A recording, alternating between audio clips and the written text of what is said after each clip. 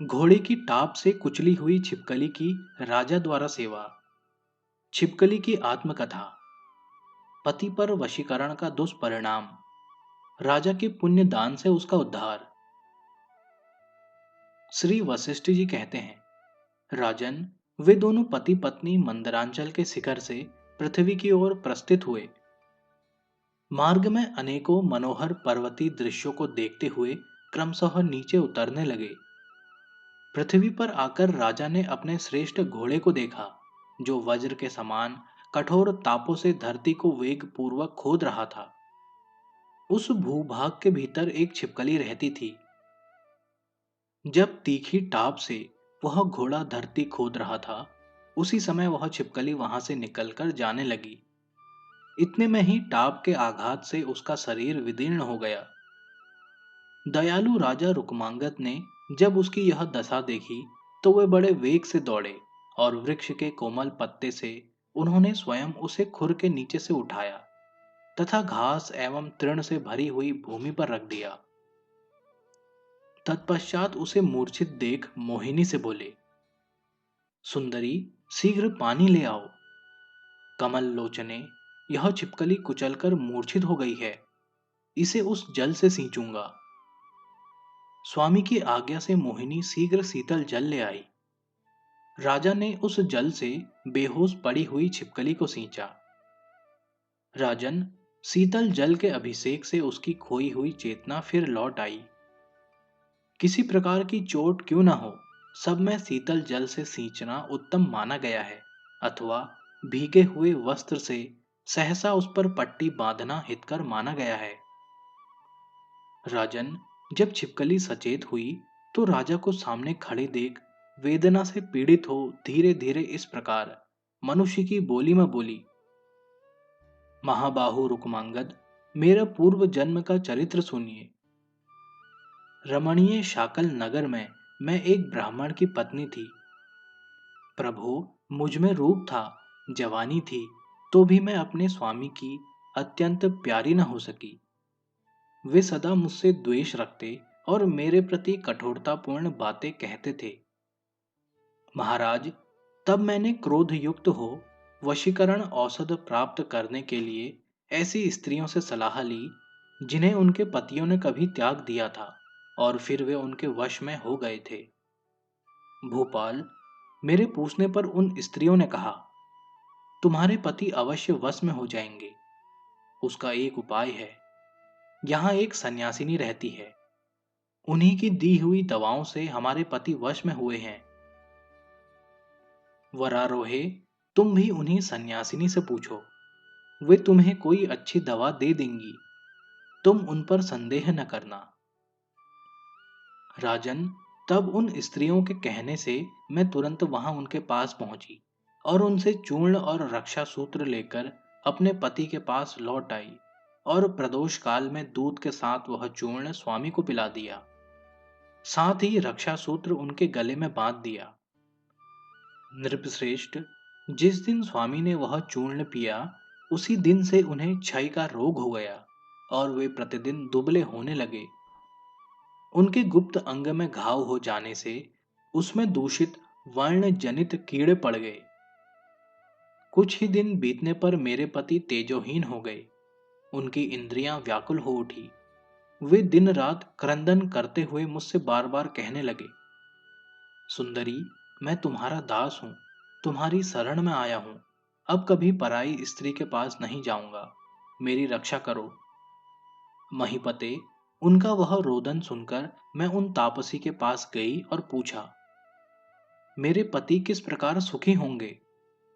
अब उन्होंने उनके दाह की शांति के लिए दूसरी दवा दी। उस दवा को पिला देने पर मेरे पति तत्काल स्वस्थ हो गए। तब से मेरे स्वामी मेरे अधीन हो गए और मेरे कथन अनुसार चलने लगे। तदंतर कुछ काल के बाद मेरी मृत्यु हो गई और मैं नरक की यातना में पड़ी। मुझे तांबे के भांड में रखकर 15 युगों तक जलाया गया। जब थोड़ा सा पातक शेष रह गया तो मैं इस पृथ्वी पर उतारी गई और यमराज ने मेरा छिपकली का रूप बना दिया। राजन, उस रूप में यहाँ रहते हुए मुझे 10,000 वर्ष बीत गए। भूपाल, यदि कोई दूसरी युवती भी पति के लिए वशीकरण का प्रयोग करती है, तो उसके सारे धर्म व्यर्थ हो जाते हैं और वह दुराचारणी स्त्री तांबे के भांड में जलाई जाती है। पति ही नारी का रक्षक है, पति ही गति है तथा पति ही देवता और गुरु है। जो उसके ऊपर वशीकरण का प्रयोग करेगी, वह कैसे सुख पा सकती है? वह तो सैकड़ों बार पशु पक्षियों की योनि में जन्म लेती और अंत में गलित कोढ़ के रोग से युक्त स्त्री होती है। अतः महाराज, स्त्रियों को सदा अपने स्वामी के आदेश का पालन करना चाहिए। राजन, आज मैं आपकी शरण में आई हूं। यदि आप विजया द्वादशी जनित पुण्य देकर मेरा उद्धार नहीं करेंगे, तो मैं फिर पातक युक्त कुलसित योनि में ही पड़ जाऊंगी। आपने जो सरयू और गंगा के पाप नाशक एवं पुण्यमय संगम तीर्थ में श्रवण नक्षत्र युक्त द्वादशी का व्रत किया है, वह पुण्यमयी तिथि प्रेत योनि से छुड़ाने वाली तथा मनोवांछित फल देने वाली है। भूपाल, उस तिथि को जो मनुष्य घर में रहकर भी भगवान श्री हरि का स्मरण करते हैं, उन्हें भगवान सब तीर्थों के फल की प्राप्ति करा देते हैं। भूपते, विजया के दिन जो दान, जप, होम और देव आराधन आदि किया जाता है, वह सब अक्षय होता है। जिसका ऐसा उत्कृष्ट फल है, उसी का पुण्य मुझे दीजिए। द्वादशी को उपवास करके त्रयोदशी को पारण करने पर मनुष्य उस एक उपवास के बदले 12 वर्षों के उपवास का फल पाता है। महिपाल, आप इस पृथ्वी पर धर्म के साक्षात स्वरूप तथा यमराज के मार्ग का विध्वंस करने वाले हैं। दया करके मुझ दुखिया का उद्धार कीजिए। छिपकली की बात सुनकर मोहिनी बोली, प्रभु, मनुष्य अपने ही किए का सुख और दुख रूप फल भोगता है। अतः स्वामी के प्रति दुष्ट भाव रखने वाली इस पापिनी से अपना क्या प्रयोजन है, जिसने रक्षा सूत्र और चूर्ण आदि के द्वारा पति को वश में कर रखा था। इस पापिनी को छोड़िए, अब हम दोनों नगर की ओर चलें। जो दूसरे लोगों के व्यापार में फंसते हैं, उनका अपना सुख नष्ट होता है। रुक्मांगद ने कहा, ब्रह्मपुत्री, तुमने ऐसी बात कैसे कही? सुमुखी, साधु पुरुषों का बर्ताव ऐसा नहीं होता है। जो पापी और दूसरों को सताने वाले होते हैं, वे ही केवल अपने सुख का ध्यान रखते हैं। सूर्य, चंद्रमा, मेघ, पृथ्वी, अग्नि, जल, चंदन, वृक्ष और संत पुरुष परोपकार करने वाले ही होते हैं। वरानने, सुना जाता है कि पहले राजा हरिश्चंद्र हुए थे, जिन्हें सत्य रक्षा के लिए स्त्री और पुरुष को बेचकर चांडाल के घर में रहना पड़ा। वे एक दुख से दूसरे भारी दुख में फंसते चले गए, किंतु सत्य से विचलित नहीं हुए। उनके सत्य से संतुष्ट होकर इंद्र आदि देवताओं ने महाराज हरिश्चंद्र को इच्छा अनुसार वर मांगने के लिए प्रेरित किया। तब उन सत्य परायण नरेश ने ब्रह्मा आदि देवताओं से कहा, देवगण, यदि आप संतुष्ट हैं और मुझे वर देना चाहते हैं, तो यह वर दीजिए। यह सारी अयोध्यापुरी बाल, वृद्ध, तरुण, स्त्री, पशु, कीट पतंग और वृक्ष आदि के साथ पाप युक्त होने पर भी स्वर्गलोक में चली जाए और अयोध्या भर का पाप केवल मैं लेकर निश्चित रूप से नरक में जाऊं।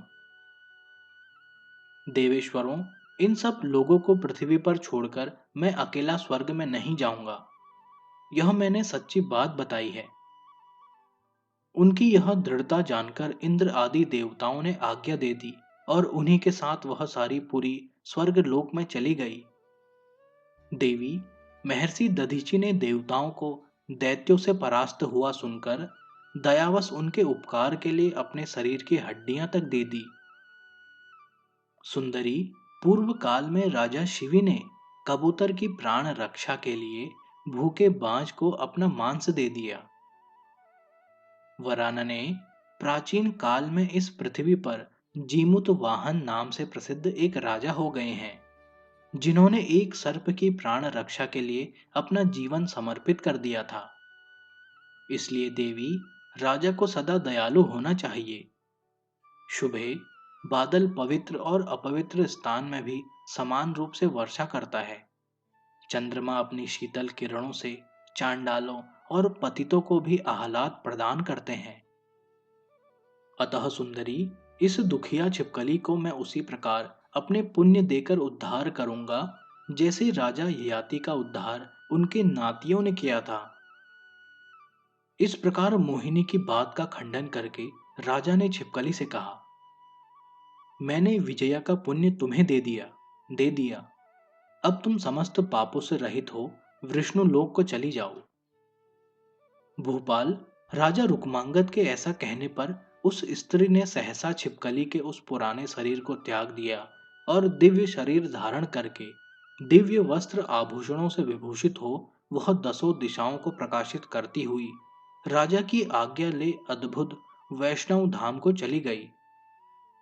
वह वैकुंठ धाम योगियों के लिए भी अगम्य है। वहां अग्नि आदि का प्रकाश काम नहीं देता।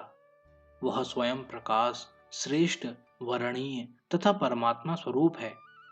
अतः राजन, यह अग्नि को भी प्रकाश देने वाली विजया द्वादशी, वामन द्वादशी, संपूर्ण जगत को प्रकाश देने के लिए प्रकट हुई है।